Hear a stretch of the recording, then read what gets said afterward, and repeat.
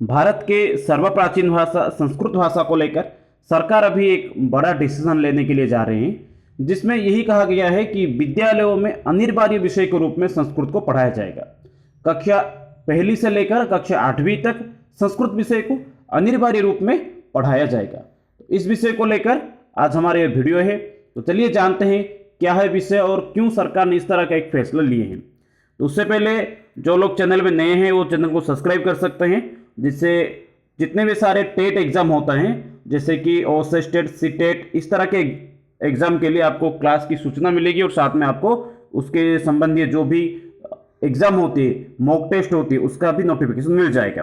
Facebook में भी आप लोग मुझे फॉलो कर सकते हैं, फेसबुक के लिए संस्कृत मीडियम है, और साथ में टेलीग्राम ग्रुप में भी आप लोग ज्वाइन कर सकते हैं, जहां से आप लोगों को पीडीएफ भी समय समय पर मिल जाएगा। तो चलिए अभी शुरू करते हैं, जानते हैं क्या है विषय और क्यों इस तरह सरकार ने एक फैसला अपना घोषणा किए हैं। तो यहाँ पर देख सकते हैं school education of department civil servant and Jammu and Kashmir. यहाँ सूचना है जम्मू कश्मीर की तरफ से आया है, जिसमें यही कहा गया है कि 25/1/2022 को, मतलब गणतंत्र दिवस के ठीक एक ही दिन पहले ये सूचना आया है, जिसमें यही कहा गया है कि स्कूल एजुकेशन ने डिक्लेयर किया है कि यहाँ पर भी देख सकते हैं आप लोग कि विद्यालयों में कक्षा 1 से 8 तक संस्कृत को एक अतिरिक्त विषय के रूप में आप पढ़ाएं। तो पूरी विषय यहाँ पर डिटेल में भी लिखा गया है, आप लोग भी देख भी सकते हैं क्यों इस तरह एक डिसीजन लिया गया, इसके लिए कौन कौन मेंबर थे, क्या थे, पूरी घटना इसे भी आप देख सकते हैं। इस नोटिस को भी मैं टेलीग्राम में भी अपलोड कर लूँगा, तो जो लोग टेलीग्राम में नहीं है वो टेलीग्राम में ज्वाइन कर सकते हैं, लिंक डिस्क्रिप्शन में है। तो क्या विषय है एक बार ठीक तरीके से जानते हैं। विद्यालय शिक्षा में संस्कृत को अनिवार्य विषय के रूप में अभी जम्मू कश्मीर की सरकार जोड़ना चाहते हैं। इसके लिए उनकी जो विद्यालय की कक्षा है, कक्षा 1 से शुरू आरंभ करके कक्षा 8वीं तक वो संस्कृत को एक अनिवार्य विषय के रूप में पढ़ाना बच्चों को चाहते हैं। कौन सी भाषा होगी ये होगी तो तीसरी भाषा के रूप में पढ़ाया जाएगा, क्योंकि जब भी हम देखते हैं जम्मू कश्मीर की भाषा, राजकीय भाषा क्या है, तो 370 हटने से पहले वहाँ की जो लोकल लैंग्वेज थी या राजकीय भाषा थी वो उर्दू थी, और 370 हटने के बाद जो नया रूल आया उसी के अंदर वो वहाँ के लैंग्वेज को हिंदी कर लिए थे। बहुभाषी क्षेत्र है, वहाँ पर ज़्यादातर जम्मू के लोग उर्दू भाषा बोलते हैं, हिंदी बोलते हैं, डोगरी बोलते हैं, और पास में पंजाब होने के कारण पंजाबी भाषा भी कुछ लोग बोलते हैं। और इसी तरह लोगों से मिलने के लिए, क्योंकि एक टूरिस्ट प्लेस है, इसीलिए हिंदी और इंग्लिश भाषा भी बोला जाता है। तो इस सभी चीज़ों को देखकर वहाँ के एक राजकीय भाषा, कहने का मतलब है कि ऑफिशियल लैंग्वेज कुछ भी ठीक तय नहीं हो पा रहा था, उर्दू में वो उर्दू को माने या हिंदी को माने, क्योंकि उर्दू बहुत दिन से एक राजकीय भाषा था, तो इसलिए उर्दू को भी वो लोग नहीं छोड़ पा रहे थे।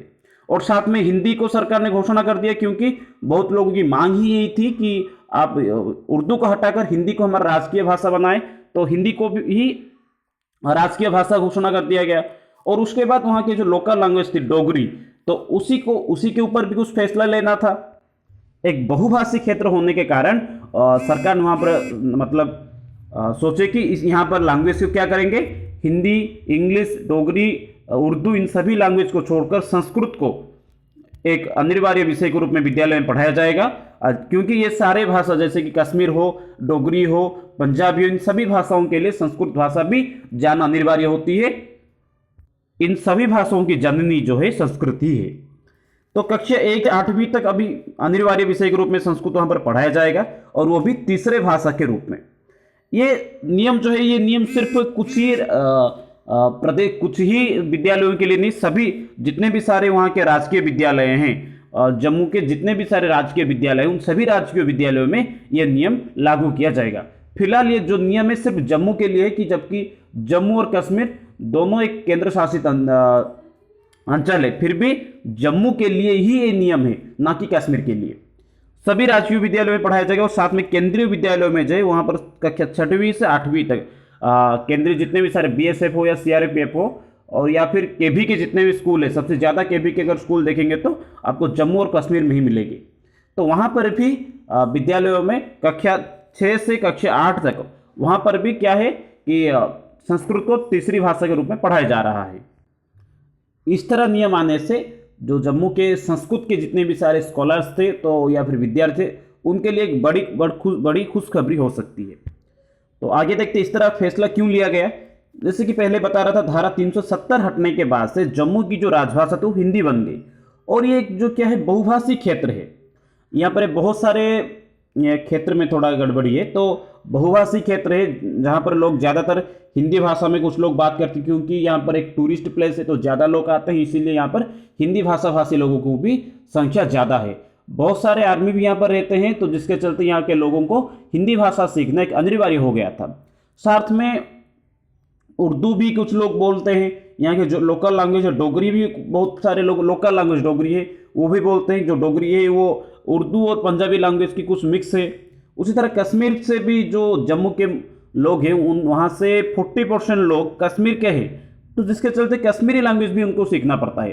पास में पंजाब है इसीलिए पंजाबी भाषा भी उनको सीखना पड़ता है। और साथ में कुछ इसी तरह लोकल लैंग्वेज थे जिनके वजह से बच्चों को बहुत सारे भाषा सीखने को पड़ रहा था। इन सभी को देखकर क्या समस्या एक थी कि विद्यालय में जो 3 लैंग्वेज पॉलिसी थी, जैसे कि first language, third language, second language, third language, ये जो था इसके ऊपर सरकार कुछ भी फैसला नहीं ले पा रहे थे, क्योंकि पहले उर्दू था और उर्दू के बाद क्या आ गया था, हिंदी हो गया था। तो अब यहाँ पर राजकीय भाषा और फर्स्ट लैंग्वेज को क्या बनाएं, तो जैसे कि राजकीय भाषा हिंदी बन गई तो इसीलिए उर्दू को यहाँ से निकाल दिया गया, तो हिंदी को अभी फर्स्ट लैंग्वेज का दर्जा दे दिया गया। तो अभी सेकेंड लैंग्वेज में आप लोग क्या ले सकते हैं, तो आपको इंग्लिश ही लेना पड़ेगा, अंग्रेजी भाषा को ही आपको यहाँ पर सेकेंड लैंग्वेज लेना पड़ेगा। तो बाद में देखा गया कि कौन सी लैंग्वेज को थर्ड लैंग्वेज के रूप में दिया जाएगा, कश्मीर लैंग्वेज को देंगे या डोगरी को देंगे या फिर उर्दू को दिया जाएगा, कौन सी लैंग्वेज को दिया जाएगा। और साथ में बहुत सारे लोगों की भी मांग थी कि विद्यालयों में संस्कृत भाषा को अनिवार्य विषय के रूप में भी आप पढ़ाएं। तो इन सभी चीज़ों को देखकर क्या किया गया, यहाँ पर संस्कृत भाषा को एक अनिवार्य विषय के रूप में कक्षा 1 से लेकर कक्षा 8वीं तक जोड़ दिया गया। तो ये संस्कृत को भी, जबकि लोगों की जो मांग थी वो यही थी कि संस्कृत को आप द्वितीय राजकीय भाषा के रूप में अपनाएं, विद्यालय में सेकेंड ऑफिशियल लैंग्वेज के रूप में आप जम्मू में लागू करें। पर फिलहाल ये तो संभव नहीं हुआ, सिर्फ विद्यालयों में थर्ड लैंग्वेज के तहत कंपल्सरी कर दिया गया है सभी विद्यालयों में। तो इससे क्या फायदा होगा कि बहुत सारे लोगों को यहाँ से नौकरी मिलेगी, क्योंकि जितने भी सारे हम देख रहे थे जम्मू में बहुत सारे ऐसे संस्कृत के विद्यार्थी थे जिन लोगों को नौकरी नहीं मिल रही थी, क्योंकि विद्यालयों में तो संस्कृत था पर उतना नौकरी नहीं दिया जा रहा था, इतना उस विषय को इतना ध्यान नहीं दिया जा रहा था। अभी जब ये कक्षा 1 से लेकर कक्षा 8वीं तक एक अनिवार्य विषय बन गया है, तो यहाँ पर से लोगों को, बहुत सारे लोगों को नौकरी मिलेगी। तो जैसे कि उत्तर प्रदेश हो या फिर हिमाचल प्रदेश हो या उत्तराखंड, इन प्रदेशों में जैसे ऑफिशियल लैंग्वेज क्या थी, सेकेंड लैंग्वेज संस्कृत थी, तो उसी तरह जम्मू में भी अभी एक थर्ड ऑफिशियल लैंग्वेज कंपलसरी बना दिया गया है, जिससे कि बच्चों की जो नैतिक चिंतन है उसमें भी थोड़ा परिवर्तन आएगा। तो ये भी एक चीज़ है। तो उत्तर प्रदेश, हिमाचल प्रदेश, उत्तराखंड के बाद संस्कृत भाषा के लिए एक सुनहरा अवसर आया है जम्मू प्रदेश में। जो ये जो नियम है शायद ये अगले साल से लागू हो सकता है, क्योंकि फिलहाल तो इस साल की जो शिक्षा सत्र है वो तक खत्म हो चुका है। इस नियम को लागू करते करते शायद ये भी हो सकता है कि अगले साल हो सकता है, या फिर ऐसा भी हो सकता है सारे पाठ्य पुस्तकों को निर्माण करना, उसके बाद शिक्षकों को भी उसी हिसाब से ट्रेनिंग देना और बाद में जाकर शिक्षकों को नियुक्ति देना। तो फिलहाल तो ये 2 या 3 साल तो लग ही सकता है। तब तक शायद सरकार इसके लिए जल्दी अगर कुछ काम करते हैं तो शायद अगले साल तक भी शिक्षकों की नियुक्ति कर भी दिया जा सकता है।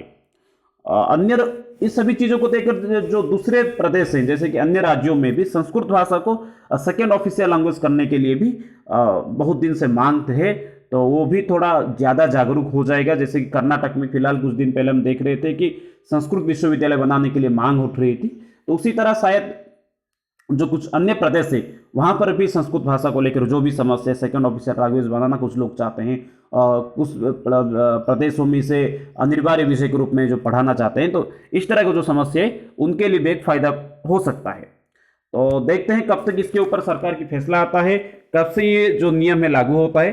तब तक के लिए रहता हूँ, फिर मिलेंगे एक नए वीडियो में। जय भारतम, वंदे संस्कृतम, वंदे मातरम। भारत के